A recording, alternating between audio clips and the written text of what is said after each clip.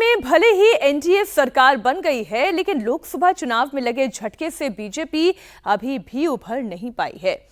खास तौर से उत्तर प्रदेश में बीजेपी को जितने बड़े पैमाने पर नुकसान हुआ है, उससे लेकर पार्टी के अंदर चिंतन और मंथन दोनों जारी है। 2019 के चुनाव में 62 सीटें जीतने वाली बीजेपी इस बार 33 सीटों पर ही सिमट गई। बीजेपी के अंदर इस हार को लेकर लगातार मीटिंग का दौर चल रहा है। बीजेपी के हारे हुए उम्मीदवारों का संवाद कार्यक्रम हो रहा है। अवध के बाद आज कानपुर और बुंदेलखंड क्षेत्र की बैठक होने जा रही है। कल अवध क्षेत्र में हारे गए प्रत्याशियों के साथ मीटिंग हुई थी, जिसमें यूपी बीजेपी के अध्यक्ष भूपेंद्र चौधरी और नेता धर्मपाल सिंह शामिल थे। सूत्रों के मुताबिक मीटिंग में हारे हुए प्रत्याशियों ने फीडबैक दिया है कि वो विपक्ष के आरक्षण के दांव की काट खोजने में विफल रहे। कुछ ने हार की वजह को भीतरघात बताया। साथ ही स्थानीय विधायकों के साथ जिला संगठन ने चुनाव में धोखा दिया, इस तरीके की भी बातें सामने आई हैं। इस दौरान कुछ सांसदों ने अपने लोकसभा क्षेत्र में निचले स्तर के अधिकारियों की भी शिकायत की। बीजेपी में हार को लेकर लगातार मंथन जारी है। सीएम योगी भी एक के बाद एक कई बड़े फैसले ले रहे हैं, अधिकारियों को कड़े निर्देश दे रहे हैं। योगी ने क्या क्या बड़े फैसले लिए, ये आगे आपको बताऊंगी, लेकिन उससे पहले बात उत्तर प्रदेश में हार पर बीजेपी के चिंतन की कर लेते हैं। अयोध्या में बने भव्य राम मंदिर की वजह से बीजेपी को अवध क्षेत्र से बहुत उम्मीदें थी, लेकिन इस इलाके में बीजेपी को बहुत नुकसान उठाना पड़ा। अयोध्या के साथ साथ सुल्तानपुर, प्रतापगढ़ से लेकर अमेठी तक बीजेपी को शिकस्त का सामना करना पड़ा। अवध इलाके के हारे बीजेपी कैंडिडेट ने क्या फीडबैक दिया है और हार की क्या वजह बताई है, वो सुननी जरूरी है। विधायकों और पार्टी कार्यकर्ताओं का भीतरघात जो सबसे बड़ी वजह, सबसे बड़ा कारण रहा। विपक्ष का आरक्षण खत्म करने और संविधान बदलने का नैरेटिव होना। दलितों के साथ गैर यादव ओबीसी का वोट भी बीजेपी के पास से खिसक गया। वोटर निकालने में कार्यकर्ता एकजुट नहीं हो पाए, या आप यूं कहिए कि कई सारे लोग तो ऐसे थे जो मानकर बैठे हुए थे कि बीजेपी की सरकार तो आनी ही है, तो ऐसे में वो वोट करने के लिए क्यों जाएं। इसलिए कार्यकर्ता कुछ हद तक इस लिहाज से भी विफल रहे।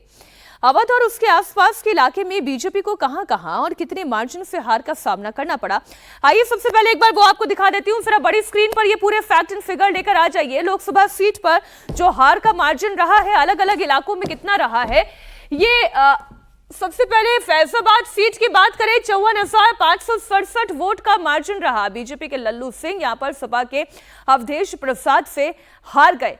अंबेडकर नगर की बात करें, जहां रितेश पांडे लालजी वर्मा से 43,000 वोट से हार गए। 43,000 देखिए कितना, 143,000 वोट से हार गए।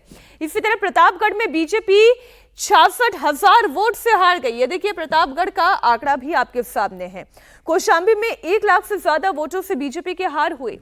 रायबरेली जो स्मृति ईरानी मानकर चल रही थी कि वो जीतेंगी, इस बार तो बल्कि मार्जिन और बड़ा होगा।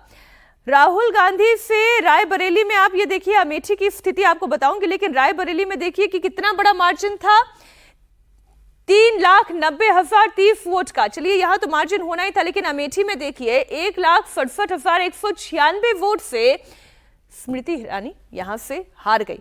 प्रयागराज में अगर आप मार्जिन देखेंगे, ये 58,795 का रहा। ऐसी कई सारी सीटें हैं जिस पर गौर करने वाली बात यह है, जैसे अगर खीरी की बात कर ले और फतेहपुर की बात कर ले, मार्जिन आप अगर लोकसभा कॉन्स्टिट्यूएंसी के लिहाज से देखिएगा तो कोई बहुत ज्यादा नहीं है, 34,329, और वहीं फतेहपुर में आप देखिए 33,199 वोट का मार्जिन रहा।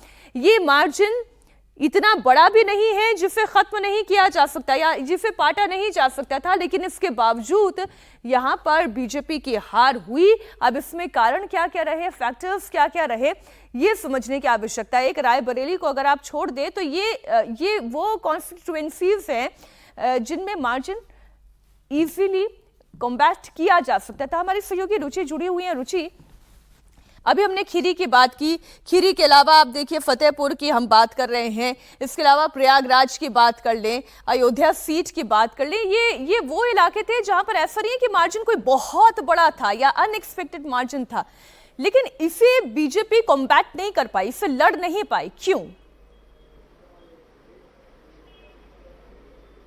देखिए, इसी बात को लेकर बीजेपी ऑफिस में लगातार चिंतन हो रहा है। अभी ये हारे हुए प्रत्याशियों को बुलाया गया, लेकिन जब से ये रिजल्ट्स आए हैं उसके 2 दिन 3 दिन बाद से रोज़ाना यहाँ बीजेपी का पार्टी ऑफिस जहाँ पर हम इस समय मौजूद हैं, रोज़ाना इस पर चिंतन हो रहा है कि आखिर ऐसा क्या हुआ कि पार्टी को उत्तर प्रदेश में जो कह रही थी कि 80 में 80 उसको इतनी बड़ी हार का सामना करना पड़ा। वोट प्रतिशत गिर गया। तो बीजेपी इस बात पर विचार कर रही है कि जो हार की बड़ी वजह पार्टी के अंदर के सोर्सेज बता रहे हैं, उनका ये कहना है कि एक तो आरक्षण का मुद्दा था, जिसकी वजह से जो दलित थे वो इंडिया गठबंधन की तरफ गए। लेकिन जैसे आप पिछले चुनाव जो लगातार बीजेपी यूपी में जीतती आई है 2014 से, उसमें आप देखेंगे कि बड़े पैमाने पे दलित और गैर यादव ओबीसी बीजेपी की तरफ गए थे। अब वो छिटक के वापस इंडिया गठबंधन में आ गए हैं, तो इसकी वजह तलाशने की बीजेपी कोशिश कर रही है कि आखिर हमने ऐसा क्या गलत किया कि जो दलित लोग थे, जो गैर यादव ओबीसी लोग थे, यहाँ तक कि जो मायावती का जाटव कम्युनिटी है उसने भी कुछ तादाद में इंडिया गठबंधन को वोट किया। तो आखिर ऐसे क्या वजह हुई? तो अब बीजेपी ने एक टास्क फोर्स बनाई है, उसको नाम दिया गया है टास्क फोर्स, जिसमें करीब 60 नेता हैं। उसमें पदाधिकारी भी हैं और जो कॉन्स्टिट्यूएंसीज हारी हैं वहाँ के लोकल नेता भी हैं। अब एक एक टीम जाएगी, 2-2 लोकसभा चुनाव जो क्षेत्र है उसको कवर करेगी, गांव-गांव जाएगी, विधानसभा वार्ड जाएगी, वहाँ लोगों से पूछेगी, फीडबैक लेगी कि आखिर इस हार की वजह क्या है। क्योंकि मीनाक्षी देखिए, अभी बाई इलेक्शंस हैं, करीब 10 बाई इलेक्शंस यूपी में होने वाले हैं। उसके जी। अलावा जो राज्यसभा चुनाव के दौरान क्रॉस वोटिंग हुई थी, तो अगर समाजवादी पार्टी कड़े कदम उठाती है तो उनकी भी विधायकी जा सकती है। वहाँ भी बाई इलेक्शन होंगे, तो बाई इलेक्शन में अब बीजेपी को ये नुकसान ना हो जो लोकसभा चुनाव में है, उसके लिए तैयारियां की जा रही हैं। एक बड़ी बात जो आप हारे हुए प्रत्याशियों से बात करेंगे, उनका कहना है कि पेपर में तो बहुत था कि हमारा बूथ कमिटीज बहुत मजबूत है, हमारे पास जी। पन्ना प्रमुख है जो एक एक पेज के वोटर्स पे ध्यान देता है, पूरे 5 साल उस पर काम करता है, लेकिन जमीन पर ये दिखाई नहीं दिया।